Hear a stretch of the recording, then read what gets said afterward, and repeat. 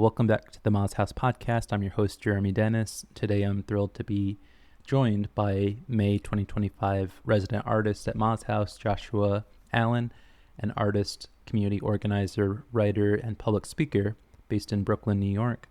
Since entering the arts and activism scene in 2014, Joshua has emerged as a passionate advocate for LGBTQIA+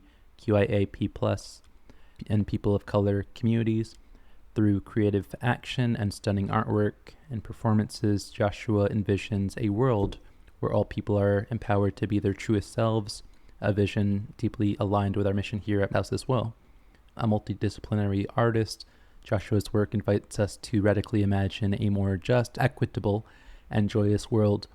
That vision was on full display during their 2-week residency with us this year in May, culminating in the Upon This Ground public artist talk with Jasmine Weber at the Bridgehampton Museum. Also during Joshua's residency, they presented a performance at the Watermill Center titled Waves, a Meditation. Both the artist talk and performance explored themes of ancestral memory, queerness, diaspora, and healing. So welcome, Joshua, to the Moz House podcast. Thank you so much for having me, Jeremy. I'd love to talk a little bit about your 2-week stay here at Moz House this past early summer, residing here and resting on Shinnecock land. I wonder if you could talk from your perspective as both an artist and maybe an activist. How did this space, both physical and cultural, influence your creative process? It was really great. My fortnight here was really special. I learned a lot, met a lot of really cool people. I think in my practice as an artist, I struggle with finding time to rest and finding a sense of balance. I pride myself on being an overachiever, but what I learned here and the experiences that I had here helped me to slow down. During my first week, I did a beading workshop. It was a meditative practice, really. And it really, I feel like, set the tone for the work that I wanted to do while here. It helped ground myself for the meditation that I did culminating the residency. And just being here on Shinnecock land, it feels very peaceful. It's quiet, small, kind of everyone knows each other. It was a really special experience. You had an opportunity to go to other events. You explored the Hamptons. You got a glimpse into that world. So I wonder if you can also talk a little bit about your experience off of Shinnecock and how it maybe contrasted or was related. Or I think sometimes when people ask what is life like here at Shinnecock, they think it's a whole different world. I wonder if you could maybe talk from the inside. In many ways, it's different, but in many ways, it's the same. I also want to note for listeners that this is my second residency here in the area. Back in 2022, I was in residence at the Watermill Center. I stayed out in Sag Harbor, but would be working from the Watermill Center during the day. It was a shorter residency. I was there for a week, not 2 weeks. I was already grounded in some experiences here, having already came to visit, knowing maybe a little bit about the art scene. I mean, for people who have never been before or who are trying to visualize it, I would describe it as a very small but artsy community, where the community here is maybe a little bit more knowledge about the arts and the art scene than the average person. Here in the Hamptons is what I've experienced. Yeah, I had a chance to go to a lot of really cool events, to see some really cool exhibitions, to meet some really awesome people. Yeah, and I'm carrying a lot of those memories with me still in my practice today. That's wonderful. Yeah. So we have opportunities if you're social, if you just want to stay inside and focus. So that's really great to hear it from your perspective.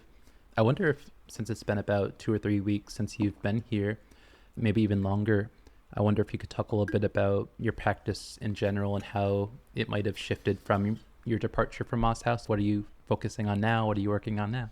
I'm excited to share this, actually. I developed the performance Waves, a Meditation. It was my first time doing a performance piece like that. I thought it went over really well at the Watermill Center. And since then, I've received really positive feedback and I've been invited to do it multiple times. I'll say it. I've had 6 exhibition invitations since then, and it's been about a month or so. What's changed about my practice since last time you saw me is I'm trying to slow down more. That performance is difficult to do. My body is the site of the performance, and I'm only human. I was writing about it on Instagram. As much as I would love to bring this performance to other places, you've got to give your body a break. You've got to give your hair a break. You've got to give your mind a break too. And yeah, since you've last seen me, perhaps what I was thinking is, oh, I'm on to something. I'm going to keep on going. Now I'm recognizing there's some more value in stillness.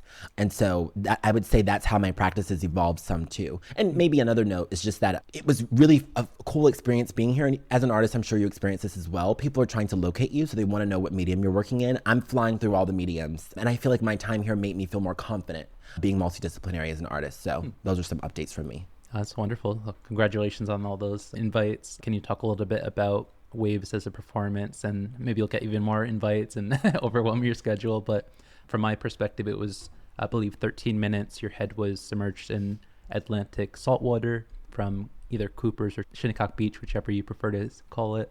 It surrounded your hair with shells, salt. Can you talk a little bit about the significance of 13, the use of hair in your work, and how you came up with this wave performance? Yeah, I would love to. Thank you. Basically, this performance is an expansion of a short film that I've been working on for a while, and a still portrait that I shot and have been exhibiting at a few places across the country for the last couple of years. The portrait was what came first, and the idea behind it was like letting go of these feelings of displacement, of erasure, of kind of the loss that one feels being African American living in this country, too African to be American, too American to be African, feeling out of place. And so the original portrait that I shot and the short film that goes along with it was me releasing those feelings and letting it go. And so the performance has been a natural evolution of that work. The number 13 in numerology represents transformation and rebirth. And I utilized time as a medium to work with, to symbolize and grapple with those feelings of transformation and rebirth that I've been feeling in my own life. The reason that I use my hair is because our hair is a collection of dead cells, which is also found in the ocean. Ocean water is just dead cells as well. And so I wanted to connect myself with nature, to ground myself in the land and the earth that I come from, and to make a really wonderful, beautiful, poetic marriage between natural found elements. And my hair is a natural found element as well. Humans, we come from the land. And that's what the piece is about. It's been wonderful performing it a couple of times because I find that it takes on a life of its own. Everyone has their own interpretations of it, their own feedback from it. But I think what's been most rewarding about it is that I'm opening up a space for people to talk about feelings that they have not had before. Even if you're not African American, so many of us, particularly in this country, come from different places. And even people who do come from here, I imagine, feel a real sense of loss and displacement from their own land. And so it's been opening up a portal for people to talk about things that honestly we don't have the space to talk about. It's been quite healing and transformative for me, but it's a little bit heavy to hold on to. Oh, definitely. Thank you for that description and where the performance comes from. Earlier in this conversation, you mentioned rest and how you're trying to slow down. I wanted to ask a little bit about, in your Waves performance, stillness as a protest, perhaps ritual becoming resistance. I wonder if you could talk a little bit about how you see performance as a tool, and not just for storytelling, but for healing and political transformation, as you mentioned. I think a lot of people are trying to transform the way that they see silence and rest, and how that can be either revolutionary itself or be the catalyst for revolutionary to gain that energy to do that type of work. So how can you describe like slowness and presence as activism in your art? I come from a background of community organizing. So when I was a teenager, I helped to organize pretty big direct actions in New York City, particularly for the Black community and the LGBT community. A lot of it was about being loud. A lot of it was about turning out people. A lot of it was making very basic messages legible to the everyday person. But that was a very verbal kind of job. A lot of what I was doing was on the weekends, I would go to the park in my neighborhood and flyer and get people to turn out. Protest is extremely important, and it has a specific place in our culture and human history. And I'm really grateful and proud of the work that I've done. As an artist, I find that the feelings that we have when we can see ourselves, when we can see others, the kind of artwork that makes your palms sweat or like your heart tingle a little bit, that kind of stuff is more transformative, I think, than any protest could ever be for an individual. It's a change, a rupture that happens within you. You grow and you become a different person. And so I've really been having fun exploring in art that way. And with all of my work, what I want to try to do is make people feel, to shift who they are inside a little bit. Those kind of tiny silent revolutions that happen inside of us over and over again all day, I think is where the sweet spot is and has the real potential to change the world. Totally agree. Yeah, I think rest is something that we try to do here at Ma's House as well. I think a lot of people, just inherently being artists, being in capitalism, like if you rest at all, it's a bad thing or shamed. But I think we have to definitely transform our thinking about that. I did definitely want to also touch upon the artist talk that you did as part of the Upon This Ground series with Bridgehampton Museum. You invited Jasmine Weber, and you had a really incredible conversation that's up on YouTube on the Bridgehampton Museum's website. I wonder if you could talk a little bit about some of the themes you mentioned during that conversation, which included home, place, body, memory, and also how you and Jasmine connected and you thought of inviting her. Wait, I want to go back for a second. I realized that I didn't answer this specific question about rest, Okay. but I really appreciated what you said about under capitalism, we're all trying to hustle. And so it feels like rest can be a bad thing. I don't know what the public perception of me is. I can't manage or control that, but I am someone who's always on the go. I know that physically, I feel it. I'm not someone who prides myself on being busy though. I think the people that I look up to, the people that I admire and want to be like the most are the people who have downtime, who are relaxing, who take vacations, who are not going on a trip because it's art related, who are literally just living their lives. I find that admirable and cool and sexy and fun. That's what I want to be like, relaxed and comfortable, not hustling, not in the rat race. Let's pray that I get there. So I wanted to speak directly to rest. Speaking about the Bridgehampton Museum Artist Talk, it was a really special experience for me. So I immediately thought, when I'm thinking about doing an artist talk, I was thinking about my friend Jasmine Weber, who I wish she could come to the fundraiser this evening. I think she just left town yesterday. But my really great friend Jasmine Weber won the 2024 Andy Warhol Arts Writers Grant and doing a series of articles about Black artists here on the East End. And so when I knew I was coming out here, I thought there's really great synergy in our work. We've been friends for years. We've worked together on a number of different projects in the past, and we have a strong personal relationship as well. And so I thought any time that I go a new place, I want my work to take root in a serious and substantive way. It's cool to go places and talk about your work and leave, but I wanted to have a stronger connection here. And I thought that bringing Jasmine could make a stronger, more robust conversation, which it did. I'm really proud of that talk. Like you said, it is on YouTube for people to see now. I thought about having her come because there's synergy in our work in that way. I was mentioning this during the talk, always working to reintroduce myself to people. Who I was yesterday is not the same person that I am today. I see the work that Jasmine is doing, and I think it's so brilliant. She wrote an article earlier this year reviewing Amy Sherald's exhibition at the Whitney Museum. And I thought the way that she sees artwork and sees artists is just really special. And so that was what kind of motivated me to ask her to come in, and I'm really glad that she decided to join. And just to your question about some of the themes that were explored during that talk, I was trying to keep the performance a secret. I didn't want people to know exactly what it was. I wanted people to come in with fresh eyes. So we didn't talk much about the performance, but we talked a lot about my forthcoming exhibition called Returning Home. We talked about the short film that I've been editing and writing for recently. And yeah, I'm really proud of the work we did there. Absolutely. So again, up on YouTube, make sure you watch it after this interview. I wanted to talk about Ma's House and your history at major institutions that also host residencies, including you've been to Brooklyn Museum, Watermill Center a few years ago, but Ma's House is a little bit more grassroots. It's artist-led, family-rooted, community-focused. I wonder if you might want to talk a little bit about where you are as an artist and the space that maybe Ma's House and other like POC or smaller art spaces have, and if they can offer things that maybe more endowed institutions can't offer, whether it's opportunities for freedom of expression, intimacy, vulnerability, and if you have any particular experiences where that came up. Yeah, I appreciate that question. As someone who's got a chance to work with some major institutions across the country, I find that those partnerships are most fruitful when you have your shit together and you know what you want to do already. At my time in Ma's House, what I found most illuminating and most supportive is that there was space for me to just practice, to express, to figure things out, to work things through. It wasn't all about producing a product. And so I think that is one of the magical parts of Ma's House. It gives you that kind of space to create. And then you can come up with something even better than if you came in with a project fully baked. And yeah, I think they both have their benefits, of course, but for artists who are listening, for young people who are trying to figure out where their footing is, you guys have an amazing thing going here, a really amazing thing going. I'm really proud to be a part of it. And yeah, offers that space to create and to play that I think is so necessary when you want to create new work. Absolutely. Thank you so much for that. I think in terms of your work as a multidisciplinary artist, you did a lot of performance when you were here. Oftentimes, whether it's a performance that's recorded in video or if it's live in person, you use your own body as site and medium. I wonder, how do you find recovery, both from the physical performance of it, but also you're dealing with themes of generational trauma, ancestral memory, like diasporic grief. How do you heal from these compounding things that you're working through and performing for the public, and you doing it so professionally? One thing I do want to mention is during your Watermill performance, I would say half the crowd was just like so focused. They were just like tunnel visioned on you, ready for your performance. You also had children running around screaming.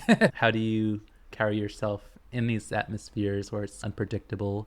Addressing the first one, how do I do like the recovery thing? I'm still figuring that part out, if I'm being honest. I was at the salon yesterday and my hairstylist was like, Josh, what's going on? I see you've been using your hair a lot. What's the end game here? And so technically I'm thinking to do those things, right? Like how I can make sure that my hair is adequately supported. When you saw me do this performance, I did it on a tabletop. Recently I did it on the floor. So there's some of the kind of technical aspects of how do I physically take care of myself. Great. And then the mental aspects, just as a human being in general, like I'm in therapy once a week and I have group therapy as well. So I'm in therapy twice a week because of that. That helps. And so I'm grateful to have that support. A lot of people don't have insurance or can't afford to have therapy at least twice a week or whatever. So I'm really privileged and fortunate in that way. And that does help me. It helps me to find some stillness. So yeah, I have a team that's supporting me like physically. I've got a team that's supporting me mentally. Maybe in terms of like, how do I conduct myself in the moment? I view my performances or any of the work that I'm doing, anytime I'm in front of the camera, I'm functioning as a character, not as myself. And so the character depicted in many of my portraits in the short film that you're going to see, and also in that performance, really it's a character, it's a fully embodied, fully realized, completely liberated version of myself and what I hope humanity can be. That's who I'm functioning as. And so that character doesn't care about kids running around, doesn't really care what people are thinking. It's really just holding that space open. And so mentally, that's where I go. I want people to be able to enjoy art however they choose to. I can't control that. And so it was fun doing it at the Watermill Center and having kids run around. And obviously I'm aware of these things, but I'm not stressing about it. I'm just in the zone. I did this performance again in Manhattan recently, last month, and it was very different. I wish you could have seen it in person. It was a room full of people and everyone was dead silent the entire time. Yes, for 13 minutes. And I told them before, you guys, you can talk, you can come sit beside me. Like I'm totally chill, enjoy how you want to. And people were completely zoned in. Someone came up to me after and held my hand and said, thank you for doing that. I was crying. So people are gonna have different reactions. Like I said, I'm just glad to be holding the space, but that's the way that I think about it. Obviously, physically, I'm human, so I have to think about how often can you do this? Mentally, I'm human, how often can you hold this? But yeah, that's maybe a way that I deal with it, not just with performance, but with a lot of stuff that I do. I utilize a character in order to get the message across, and it makes it a little bit easier to carry. That's so incredible. Since you're already confirmed for about 6 more upcoming performances, I wonder, are you going to transform them to respond to space, or are you going to get a different vessel for the hair, or do you prefer a specific type of table? Do you see them changing a little bit each time? I think it's going to change each time. Obviously, we have to respond to space. So I did it once outdoors. I did it once indoors. When is this podcast coming out? Hopefully as soon as possible. I'm really excited to announce that on August 2nd, I'm going to be performing Waves for the first time internationally in Toronto, Canada. In a few weeks. So I'm really looking forward to that. I'm always looking to respond to the environment that I'm going to be in. That one's going to be an indoor performance. You know what? I've been having some visions of myself doing the meditation sitting upright. It feels awkward for a few reasons that I will tell you a little bit later.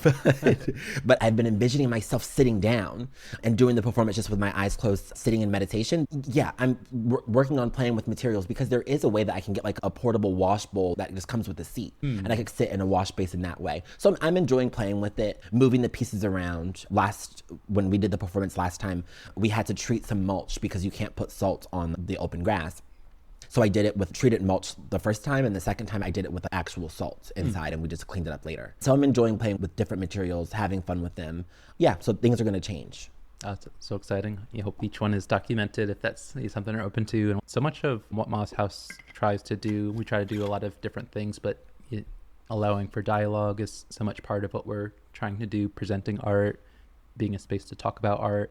You were also here at the same time as Indigenous artist Jake Kimball. You all had a lot of opportunities to share and learn about each other's work.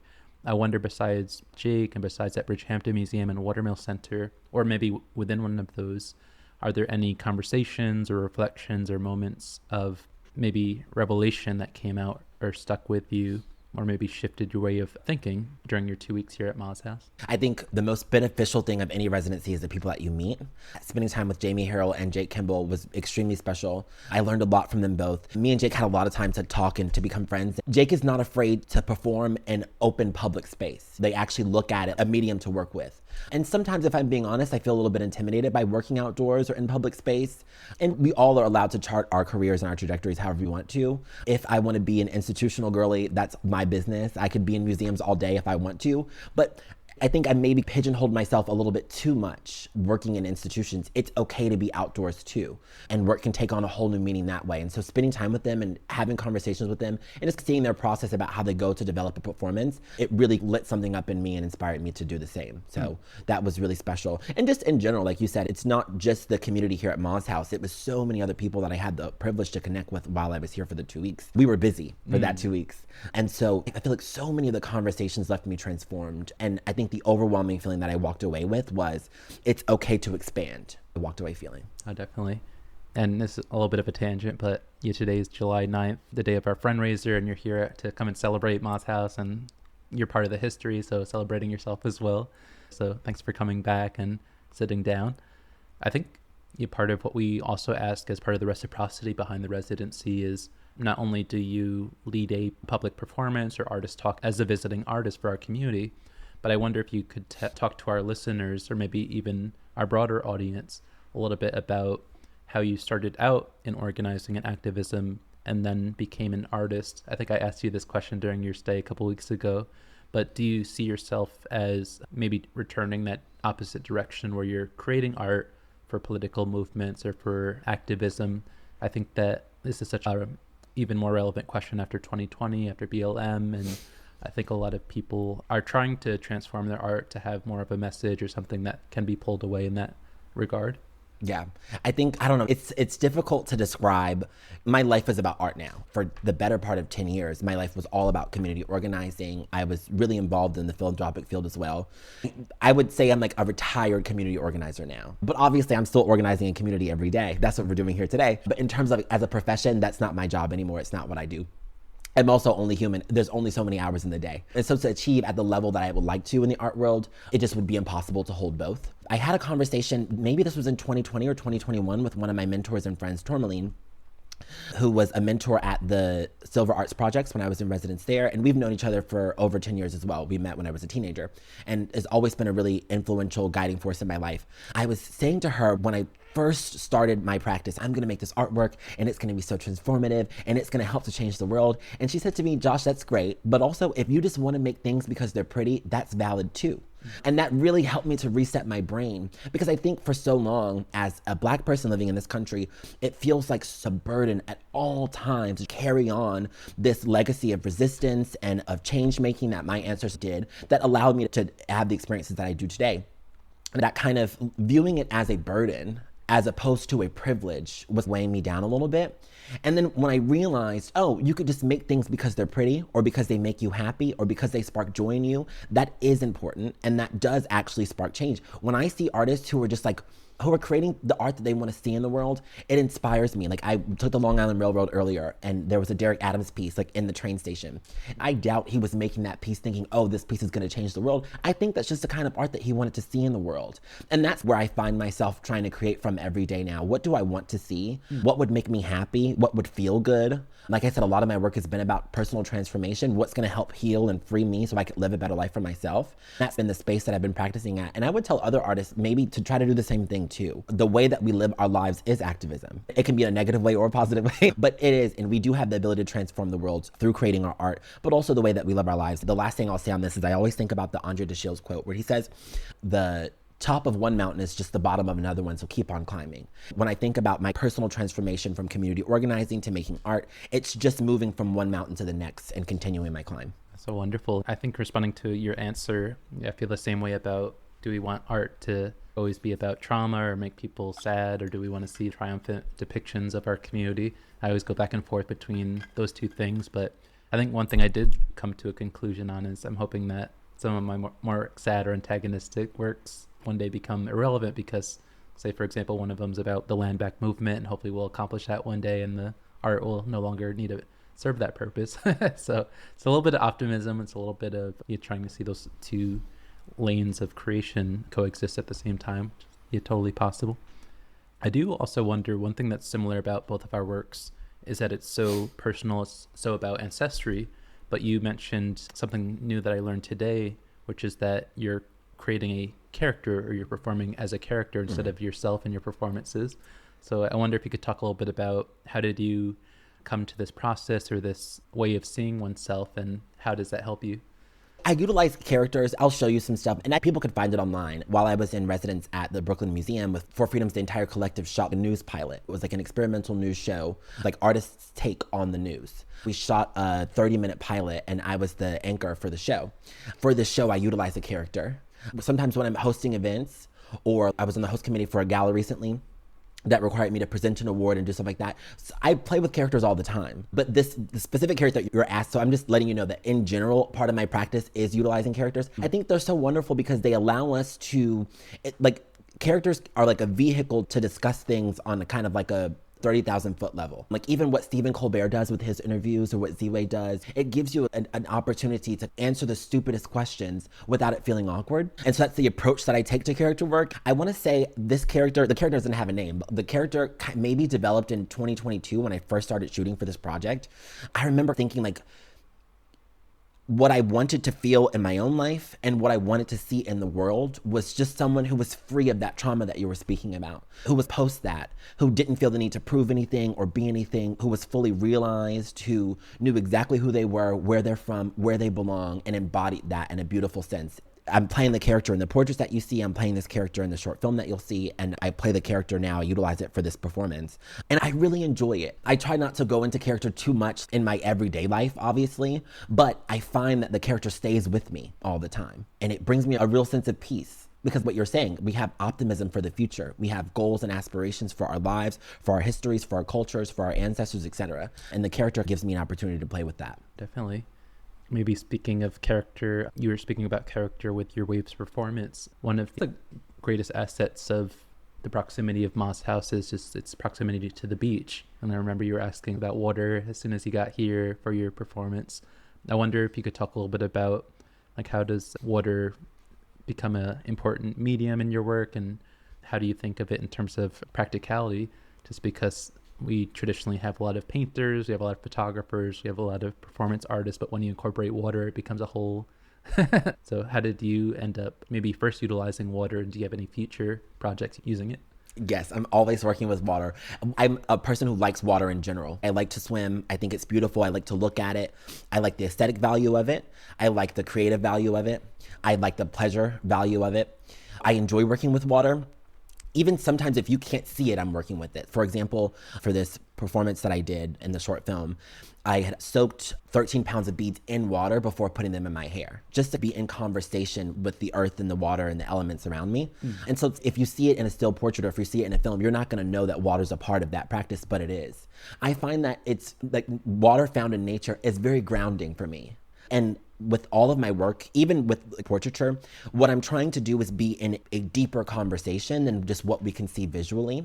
And we are always in conversation with water, no matter where we are, no matter how far we go or what we're doing, we're always in conversation with water. It influences so much of my work, so I want to make it a part of it. And then maybe just from a practical element, it is difficult sometimes because you don't always have access to the kind of water that you would want. One of the things we talked about at the salon yesterday was like, salt water is okay for my hair. Sitting in still fresh water is so small things like that. But I live in the middle of Brooklyn. I can't just go to the beach anytime I want to and get salt water. And same thing with salt too. Like I was looking for a specific kind of salt that will not harm the ground if it happens to make its way or if a trash bag rips or whatever. I want to be conscious about how I'm treating the environment. I don't want my performance to add to the fucking problems that we have going on. I want to help. I want to help with my work. And I was running around to all these different Home Depots trying to find the proper salt to utilize and then lugging it around. So there are some maybe logistical elements to working with things like salt or salt water, etc., that make them challenges. But I think even if it didn't have any symbolic significance, I just think it's cool. So I like to work with it. Yeah, definitely. I'm always amazed when artists come, especially in the summer, and not even go to the beach like once. So it's so great that you incorporate it so well. I do want to ask, being a Moss House resident alumni, what's next for you in your practice or within your community work? And for our listeners who are maybe not fans yet, what's the best way they can follow your work, support you, or stay? Anyone is welcome to come with me on my journey. I am on social media every single day of the week. You can follow me at Joshua Obawole on Instagram and on TikTok. I try to share as much as I can of my life. I was actually on TikTok live with some friends. I was in Fire Island last weekend, I want to say, or 2 weekends ago. One of my friends was like, Josh, please post more often. We want to see more of what you're doing because, and I do recognize this, I live a relatively privileged life compared to the average American cannot afford a $400 emergency. You know what I mean? I'm jetting around the world all the time. I know that I'm really lucky to experience these things, and I try to share as much as I can. I'm always looking to get better at it. You know this, I'm always chasing people down for photos and videos. I try to share as much as I can because I do know that my life is really charmed. And I do know that, because even for me growing up, I didn't really see any other young Black queer people just out here doing it like that. And so I try to provide a good experience on my social media. Come and follow me if you want to. In real life, like I just mentioned, I'm headed up to Canada soon. I'm leaving in a couple weeks. I'm gonna be out in Lake Ontario as a part of the Black August Arts Residency. I'm very excited. I have not been to Canada in 10 years. I went for the first time when I was 19. I went to go speak at McGill University, and that was in Montreal. This will be my first time visiting Toronto. I'm really looking forward to being surrounded by some really cool Black artists there, so many people that I admire and respect. I'm gonna be performing Waves at the end of that residency in the beginning of August, so I'm looking forward to that. I'm taking a little bit of time off from work to just give myself some space to relax. It's also summer. And like I was telling you earlier, I think it's cool when people can just take time off and rest. I have everything that I need. I don't need to run around working. It's summertime. I'm going to give myself some time off. And so after my residency in Toronto's over, I'm going to do some traveling, just enjoy myself, go to the beach, hang out with friends, be a messy 20-something-year-old traveling the world. I'll do that for the month of August. And then when I come back, I'm really excited about this. I was just selected as the 5th Bayard Rustin resident in Gramercy Park in Manhattan. This comes with an apartment, a chef, a studio in the city for 12 months, which I'm really looking forward to. I've been awarded this residency to bring back my award-winning mentorship program. Back in 2021, when I was making this transition and moving on from the community organizing and activism stuff and moving full-time into the arts, I recognize that I'm extremely lucky and privileged to have the connections, the resources, and the access that I do in my life. I think that I am a success story of young people from Brooklyn because of the opportunities that I've had. I piloted a mentorship program over the summer of 2021 with 4 Black, queer, and trans people from my hometown in Brooklyn. For 6 weeks, I introduced them to guest mentors, to people in the publishing industry, the fashion industry, the art world. I went out to tons of dinners, did some pleasure activities as well. I won a really cool award for it from the Brooklyn Arts Council, which was nice. And I'm grateful that they see and support my work. I thought I was done with it, to be honest. I'm a busy kid now, but the residency offered me an opportunity I couldn't pass up. And so what I'm going to be doing when I come back in September is building the mentorship program to scale. So I did a pilot first, and I'm not really gonna have time every summer to do a mentorship program, but I wanna build out the curriculum, the spaces, build the institutional collaborations and support systems, so that way this pilot program that I developed can be replicated in public schools, museum programs, and summer camps, etc. I'm really proud of the work that I'm doing. It makes me feel really good and fulfilled. You asked what I'm doing. You can follow me there on social media. You can be a part of my programs or stuff like that. Residency feels very special this year-long one to me because it was founded in partnership with Bayard Rustin's partner. For people who are listening, if you don't know who Bayard Rustin is, he's one of the most important activists in American history. He helped to plan the March on Washington with Dr. Martin Luther King. He also was the originator of the freedom rides across the country in the 1950s, which helped to bring in segregation. A really well-traveled activist, learned and studied under nonviolent civil rights protests in India, was there for the fall of the British government in Ghana. And so much of his work is informed by his international perspective as an activist, and it was extremely inspiring to me as a kid. And so to be a resident in his namesake and creating this work feels extremely fulfilling, and I'm really proud of it. So those are some of the things that I'm doing and how people can come be a part of it. Thank you again, Joshua, for being on our podcast. A pleasure. Thanks for having me, Jeremy.